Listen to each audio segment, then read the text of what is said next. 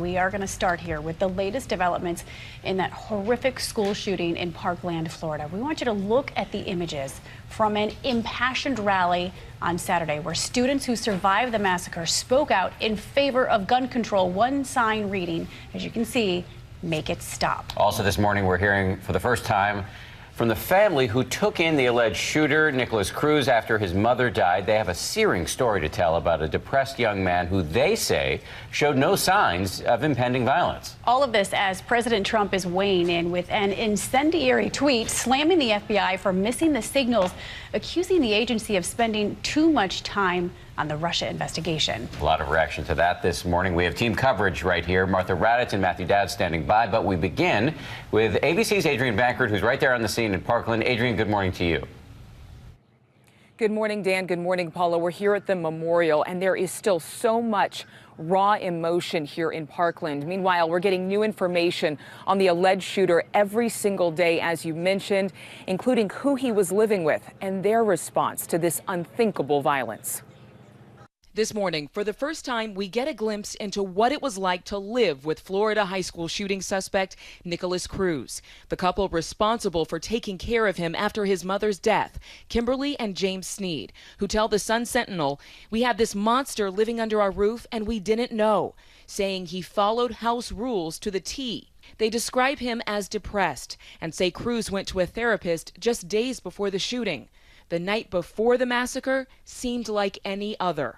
While the Justice Department investigates failings within the FBI to report past warnings of Cruz's behavior, there's already talk of his sentencing. The Broward County State Attorney says this grievous act is the type of case the death penalty was designed for. This in response to Broward County Public Defender Howard Finkelstein, who says he hopes prosecutors will agree to life in prison if Cruz pleads guilty now.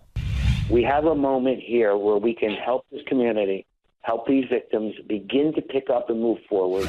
And Finkelstein confirms with ABC News that information contained in a newly released Department of Children and Family Services report says Cruz had a history of mental health checks. He'd been diagnosed with autism, ADHD, depression, and had cut himself on Snapchat, expressing his desire to purchase guns.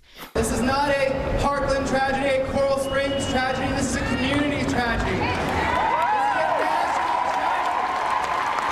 And there were raw emotions through impassioned speeches at a gun control rally this weekend in response to the violence. One of the loudest voices, Emma Gonzalez. But if us students have learned anything, it's that if you don't study, you will fail. And in this case, if you actively do nothing, people continually end up dead. We are the people who are going to make ourselves heard the most because we're the people who have the opportunity to do that. This morning, the Trump administration promises to focus on school safety. He will make the safety of our nation's schools our top administration priority. And the Sneeds describe their emotional reunion following all of the violence at the high school. They say the last time that they saw Nikolas Cruz, they questioned him, but he looked remorseful. He looked lost and apologized. Dan and Paula? Yeah, according to the article, the mother made a run at Nikolas and the father had to hold her back. It's an incredible article. Adrienne, thank you very much.